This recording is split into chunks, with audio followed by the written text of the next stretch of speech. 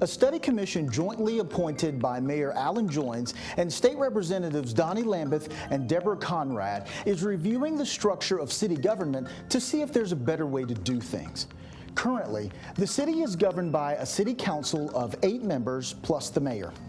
Each council member represents one of the city's 8 wards and is elected only by the voters who live in that ward.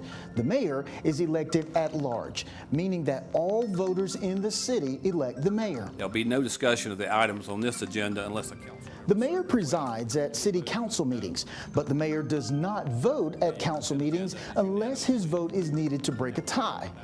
The mayor and all council members are elected to 4-year terms, and they are all elected during presidential election years. The city has partisan elections, meaning that the candidates are identified on the ballot by their political parties. Winston-Salem has used this system with a few modifications for 70 years, but some cities and towns use other systems, and the study commission is looking at whether it makes sense to modify our current system. As a starting point, there are 2 basic ways of electing council members. Council members can be elected by district, or they can be elected at large, meaning they are elected by all city voters just as we elect our mayor. Like Winston-Salem, some cities and towns elect all their council members by district, although we use the term wards instead of districts. Other cities and towns use a combination. They elect some members by district and some at large. In Greensboro, 5 of the 8 members of the city council are elected by districts, and the other 3 are elected at large. Under this system, each voter in Greensboro votes for 4 members of the city council. They vote for someone to represent their district, and they vote for each of the 3 at-large seats. When it comes to structuring the city council, there are other variations that also must be considered. These include the total number of members on the city council. Winston-Salem has had 8 members since 1913, but other cities in North Carolina have had as many as 12. The length of terms. Our council members serve 4-year terms, but some cities have their members serve 2-year terms. Winston-Salem used 2-year terms from 1913 to 1966. Staggered terms. Some cities stagger the terms of their council members. Durham council members serve 4-year terms, with half of the council elected in 1 year and the other half elected 2 years later. A voting mayor. In Winston-Salem, our mayor only votes to break a tie. In other cities, the mayor participates in all votes. Finally, the city could switch to nonpartisan elections. Candidates on the ballot would not be listed by political party. So, with all these options, how do we decide what to do? Here are some things to consider. Electing all members by district ensures that all areas of the city are geographically represented on the city council. If communities of interest are clustered within specific districts, this system provides a way for those interest groups to have representation in city government. Election by district ensures that every voter is represented on the city council by a specific council member. When members are elected by district, their focus may be on their constituents and their ward rather than the city as a whole. If some council members are elected by district and some at large, the council will have some measure of geographical diversity. The number of districts will determine the extent of the geographic diversity on the council. The council will have some members representing all city voters, which may make them more inclined to focus on how issues affect the city as a whole. Each voter will have a personal representative on the city council. The number and shape of districts can affect the ability of communities of interest to elect their favored candidates. The National League of Cities has found that when at-large seats are on the ballot, more people tend to run for office, including independents.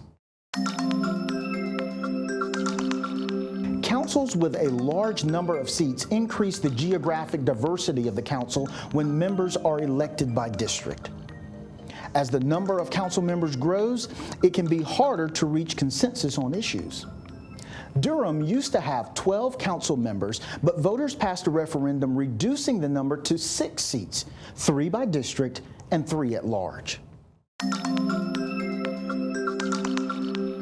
2-year terms give voters greater control over who represents them.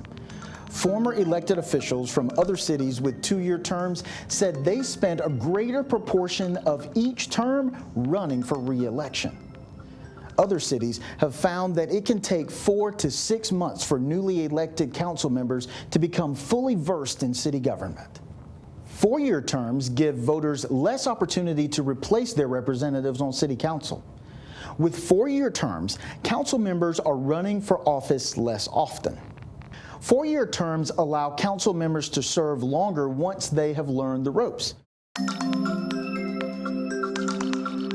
Staggered terms allow some council members with experience on issues to remain in office while new council members come up to speed.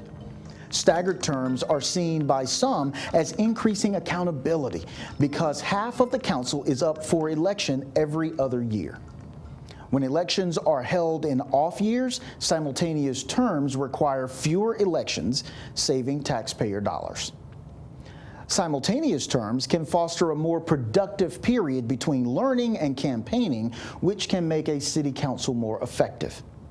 Simultaneous terms do not allow voters to make changes in the council as frequently. Having the mayor vote on all issues increases the odds of having at least one elected official look out for what's best for the city as a whole. In a system that includes both district and at-large council members, a voting mayor can add weight to the votes of the other at-large council members. A non-voting mayor allows the mayor to represent the city as a whole without being dragged into taking a position on controversial items that could impede her or his effectiveness. Nonpartisan elections can make it easier for elected officials belonging to different parties to cooperate.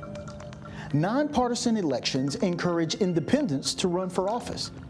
Partisan elections give voters a baseline of information about a candidate's approach to government.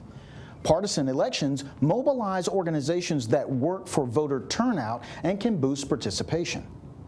Nonpartisan elections do not require a primary election. However, some cities hold a nonpartisan primary to cut the number of candidates on the November ballot. As you can see, there are a great many ways to structure a city council. The city's Local Governance Study Commission is considering all these factors and wants to hear from the citizens of Winston-Salem. Use the link on this page to offer your suggestions.